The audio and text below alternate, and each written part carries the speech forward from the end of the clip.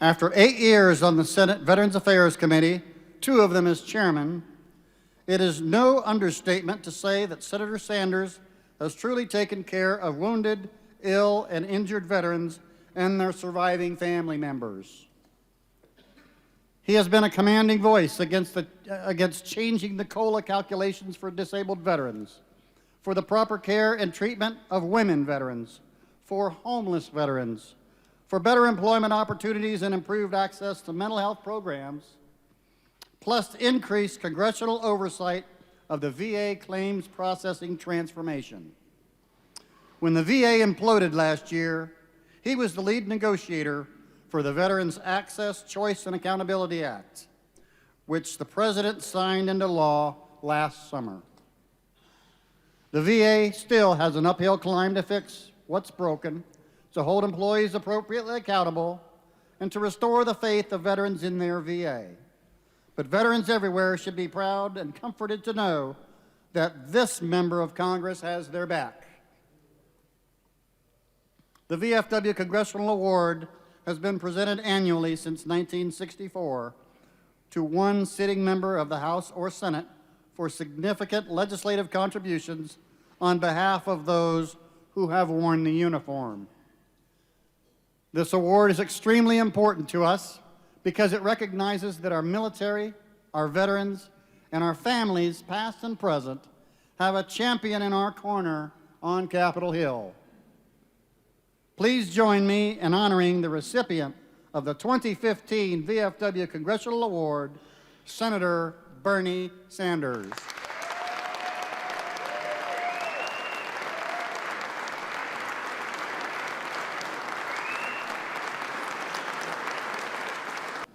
Let me begin by thanking Commander Stroud and all of you for this extraordinary honor. This award means an enormous amount to me, and I thank you very much for it. You know, when we think about human life, what life is about, and we think about sacrifices that people make, I think at the end of the day, it is hard to imagine anything more significant, anything more important, anything more courageous than when a man or a woman is prepared to put his or her life on the line and sometimes lose his or her life to defend our nation and other people. So I just want to thank the VFW as a great organization representing veterans, and to thank all of you individually for what you have done for our country. And when we talk about the role of the government which makes, the Congress which makes those very important decisions on a given day saying, we are going to send young men and women off to war knowing that some of them are never going to come home, and some of them are going to come home wounded in body or wounded in spirit, that we in the Congress have an awesome, unwavering responsibility to say that if we send you off to war, we and the people of the United States of America have the moral responsibility to say that when you come home, we're going to do everything that we can to make sure that your life is as good as it can be. We have made real progress in dealing with the embarrassment of veterans' homelessness. We have a long way to go, but we're making progress there. And last but not least, in terms of our accomplishments, as a result of work done in Congress, post-9/11 veterans are now getting a very strong GI educational benefit.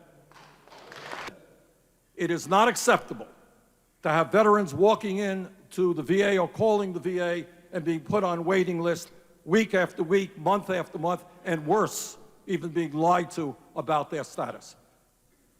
What we did is put $10 billion to making sure that veterans all over this country will get timely health care. If the VA can't take care of them, they'll be seen out in the private sector or someplace else, but veterans will get timely health care.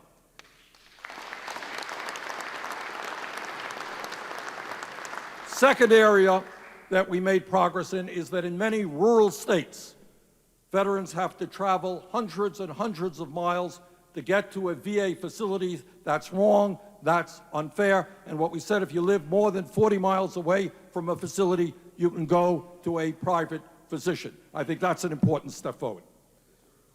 Thirdly, what we also did in that bill is something that I was very, very proud of. We talked to the Gold Star wives, and what they had told us is that they could not gain, despite the loss of their husbands, gain the educational benefits that the GI Bill, post-9/11 GI Bill provided. We took care of that in this legislation, and those wives are now getting the education that they are entitled to. By saying to the post-9/11 veterans, disabled veterans, that caregivers, their caregivers, wives, sisters, brothers, whoever, would be able to get some help. Being a caregiver is not an easy job. You're on that job 24 hours a day, 7 days a week. You need support. And what we did is we said to the post-9/11 generation, we'll give you that support. Commander Stroud this morning made the point that that support should go to veterans of every generation, and I strongly agree with her. We have a real crisis in this country in terms of dental care. A lot of people cannot get affordable dental care all over this country. And I believe that when you talk about health care, you should talk about dental care. Dental care should be part of VA health care, and I'm going to fight to make that happen. The country faces financial problems. You all know that. We have a large deficit and a very large national debt. And I know that I speak for the American people. We just have to make sure that we speak for the people here in Washington, Congress. But I speak for the American people who say that we are not going to balance the budget on the backs of veterans and people who have put their lives on the line to defend our country.